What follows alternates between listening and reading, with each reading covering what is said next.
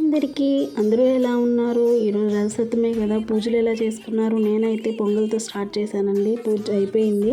అయితే పొంగల్ చేసేటప్పుడు నాకు చాలామంది పొంగల్ అంటే పాలు పొంగించి బియ్యం వేయరండి, అలాగే అన్నం ఉడికిన తర్వాత పాలు పోస్తారు కాయించి. కానీ అలా చేయకూడదు. ఎప్పుడైనా సరే మనం పాలు అలాగే బెల్లం కూడా అలాగే డైరెక్ట్గా వేసేస్తారు, కానీ అలా వేయకూడదు. ఎందుకంటే దానిలో కింద రాళ్ళంతా ఉంటాయి, కాబట్టి దాన్ని కరిగించుకొని వడగట్టుకొని అయితే వేసుకోవాలి. చూడండి, నాకైతే పాలు అయితే పొంగినాయి. నేను పాలల్లోనే ఉడికిస్తాను అండి. బియ్యం కందిపప్పు 2 వేస్తాను. అలాగే నేను డైరెక్ట్గా బెల్లం కూడా డైరెక్ట్గా వేయను, ఎందుకంటే కిందంతా రాళ్ళు అలా మనకి తగులుతూ ఉంటాయి. నేను చూడండి, బెల్లం అయితే కరిగించుకుంటున్నాను. బెల్లం కరిగిపోయిన తర్వాత వడగట్టేసుకోవాలి. వడగట్టేసుకున్న తర్వాత చూడండి, దాని కింద మనకి ఎలా అయితే కనిపిస్తుందో చూడండి, దాని కింద సన్న రాళ్ళంతా ఉన్నాయి చూడండి. నాకైతే రైస్ ఉడికిపోయింది. ఇప్పుడు నేనైతే ముందుగా కరిగించుకున్న బెల్లం అయితే వేసుకుంటున్నాను.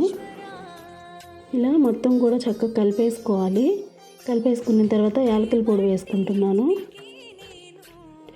అలాగే నేనైతే జీడిపప్పులు అయితే వేయించనండి, అట్లే డైరెక్ట్గా వేసేస్తాను. అలాగే కొంచెం నెయ్యి వేసుకున్నాను.